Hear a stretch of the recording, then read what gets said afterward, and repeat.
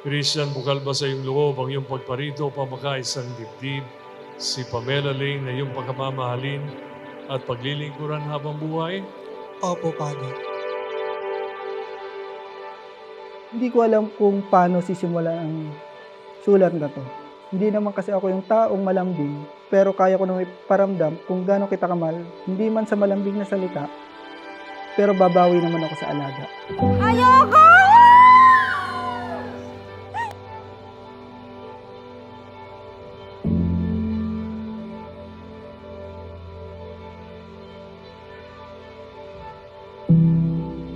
Grabe, 9 years na agad yon. Naaalala ko pa one time, tinanong kita kung anong palagi mong pinagdadasal.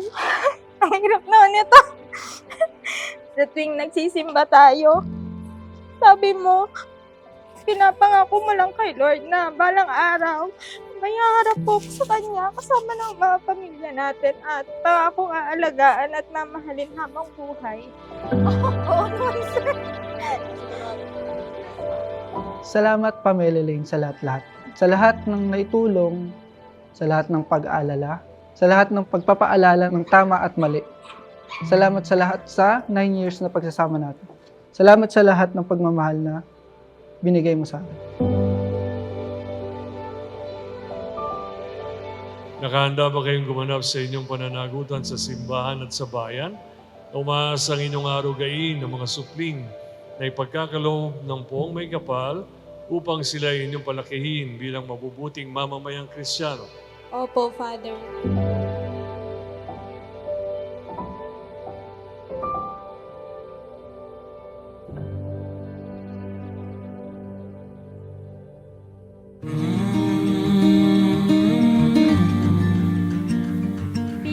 Nagustuhan ko po sa kanya is family-oriented.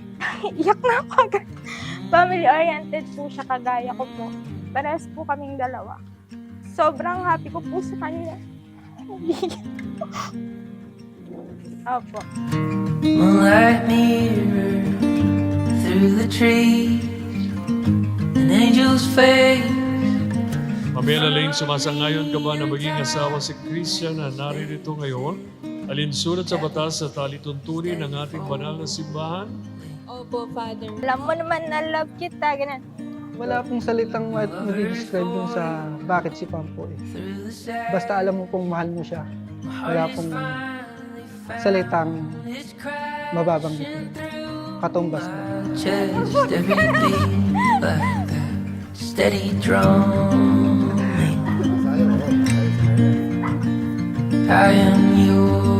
Harapin natin ang buhay na may pagtitiwala, pag-uunawa at pagmamahal. Kasama mo ako sa pagtanda, hawakan ang iyong kamay sa bawat hamon ng buhay. Sabay natin tuparin ang ating pangarap. Pinapangako ko sa iyo, Pam, ikaw ang aking pagkakaingatan, pagkakamahalin, at ikaw ang aking panghabang buhay. Salamat. Mahal kita.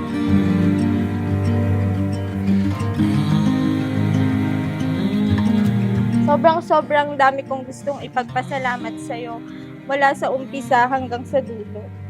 Palagi kang nandyan sa mga oras na hindi ko kayang yakapin ang sarili ko at sa mga oras na hindi ko kayang maging 100% para sa'yo, pinupunan at naiintindihan mo ako. Papasalamat ako at ikaw ang napili kong makasama sa habang buhay. Simula sa araw na ito, ako'y magiging iyong lakas sa kahinaan, iyong sigla sa kalungkutan, at iyong kasama sa bawat pakikipagsapalaran. I am yours to keep. I am yours to keep. My love, I am yours. Yeah, I am yours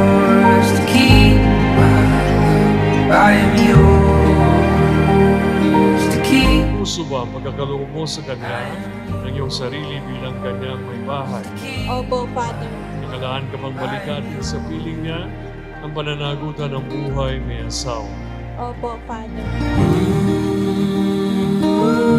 Sana magkaroon tayo ng sarili nating pamilya. Sana maabot natin lahat ng mga pangarap natin na magkasama.